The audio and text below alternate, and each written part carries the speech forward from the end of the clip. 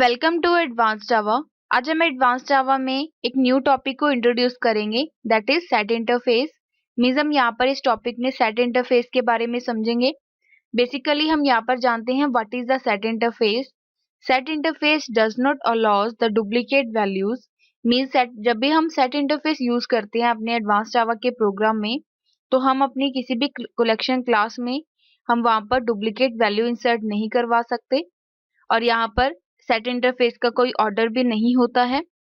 Means हम जैसे जैसे हमने एंटर किया है डाटा वो वैसे ही स्टोर होता जाएगा। मींस जो भी हम डाटा स्टोर करेंगे उसके पास कोई भी ऑर्डर नहीं होगा, क्योंकि सेट इंटरफेस कोई भी ऑर्डर सपोर्ट नहीं करता है। और जो इसकी मेन एडवांटेज है वो ये है कि जब भी हम सेट इंटरफेस को अपने किसी भी प्रोग्राम में यूज करते हैं तो हम किसी भी डुप्लीकेट वैल्यू को इंसर्ट नहीं करवा सकते। फॉर एग्जाम्पल कि यूजर ने जो 1 वैल्यू है वो पहले से ऐड कर दी है, एंटर कर दी है अपने प्रोग्राम में, तो अगर वो दोबारा से 1 वैल्यू को ऐड करेगा तो उसकी वो 1 वैल्यू एक ही बार इंसर्ट होगी, वो दोबारा इसे डुप्लीकेट वैल्यू को पिक नहीं करेगा। तो चलिए यहाँ पर हम सेट इंटरफेस की कुछ इंट्रोडक्शन जानते हैं। फर्स्ट पॉइंट रीड करते हैं। Set interface does not allow the duplicate element. This also means that a set contain at most 1 null value. इसका मतलब क्या है?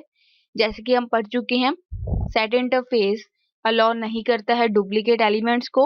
इसे हम ये भी समझ सकते हैं कि सेट में हमेशा एक वैल्यू नल वैल्यू होनी चाहिए।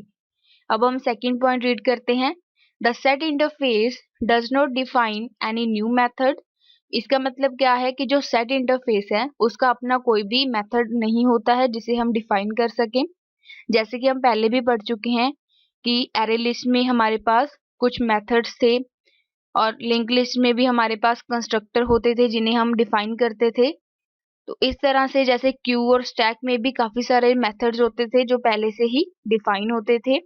बट जो सेट इंटरफेस है वो कोई भी न्यू मेथड को डिफाइन नहीं कर सकता। नेक्स्ट लाइन रीड करते हैं। And it's add method will not store the duplicate values. इसका मतलब क्या है कि जो भी हम सेट इंटरफेस में ऐड मेथड को यूज करेंगे वो भी डुप्लीकेट वैल्यूज को सपोर्ट नहीं करेगा। फॉर एग्जाम्पल कि अगर हम किसी प्रोग्राम में ऐड मेथड को यूज करते हैं एडिशन के लिए, जैसे कि हम लास्ट टॉपिक्स में भी पढ़ चुके हैं कि जैसे हम ऐड मेथड्स को यूज करते थे।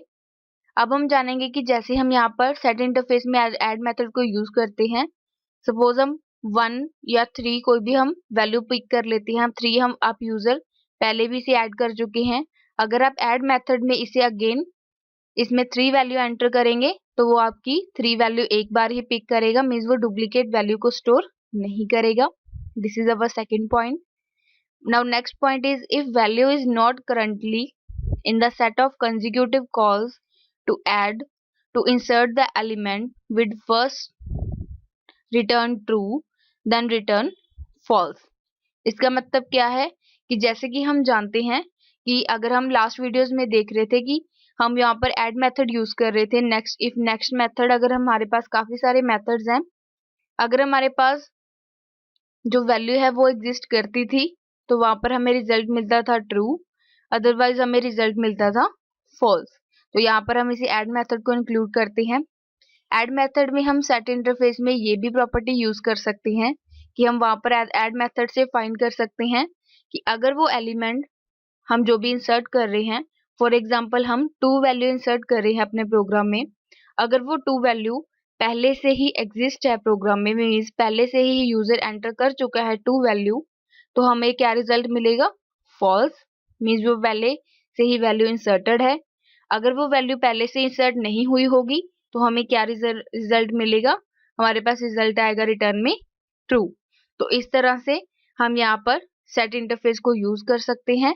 तो इस तरह से आज के टॉपिक में हमने सेट इंटरफेस के बारे में समझा और उसके कुछ ब्रीफ हमने इंट्रोडक्शन भी ली। Thank you.